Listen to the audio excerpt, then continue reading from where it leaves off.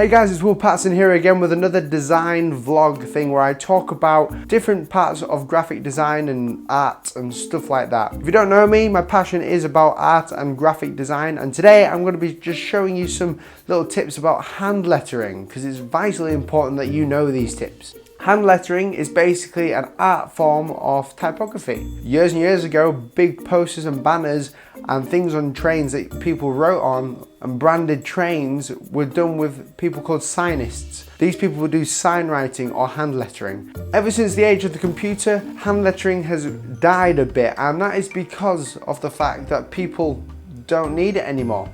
We have computers to print things off for us. In the olden days, people were trained and they were skilled in different kind of fonts and typefaces, and they would be able to remember them by name and remember the layout and the hierarchy system of them, and they would be able to free-handedly go ahead and do some sign painting. If you live where I live in Richmond, North Yorkshire, if you go up to Barnard Castle, you'll be able to see some sign painting still. By sign painting, I mean the actual text above the top of the shops that you see, or trains. Some of them are handwritten, some of them are actually painted with paint. So it's really strange, and it's an amazing art form that's lately come back into fashion of design. I love hand lettering. I'm not the normal hand letterist. I like to make my letters really bold and detailed, and I don't like to have block letters. I like to make my letters bold with detail. You might have seen this on my YouTube channel, but you can see that all my hand lettering is not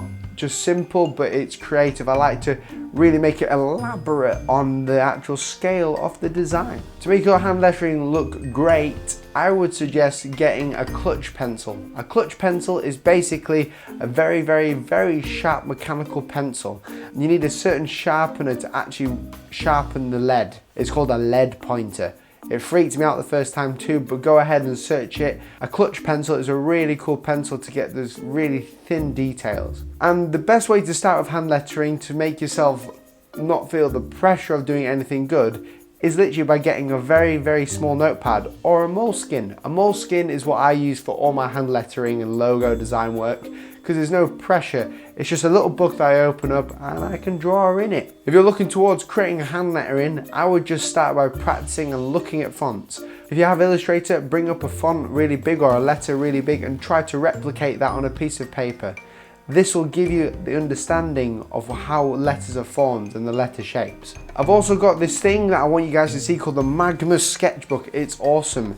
It is the design and art direction sketchbook, and it's basically literally a sketchbook. It's pink and blue, I know, but like it is really nice. I'll actually read the back for you. Inside it says it's with reliable information not readily or accurately available on the internet. These sketchbooks address the needs of contemporary practitioners, carefully treading the fine line between providing practical tools and information while not interfering with their creative freedom.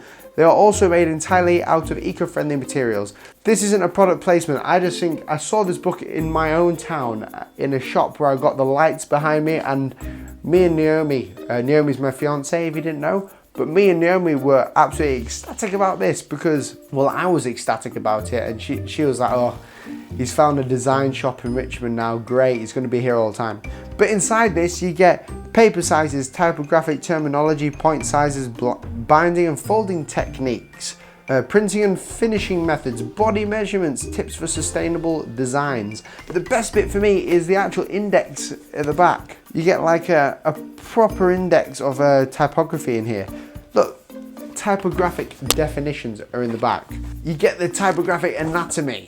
I haven't drawn in it yet because it's so nice, because I've got my Moleskine, but you basically get these blank pages, and then every now and then you get like a grid, so you can do like grid sketches.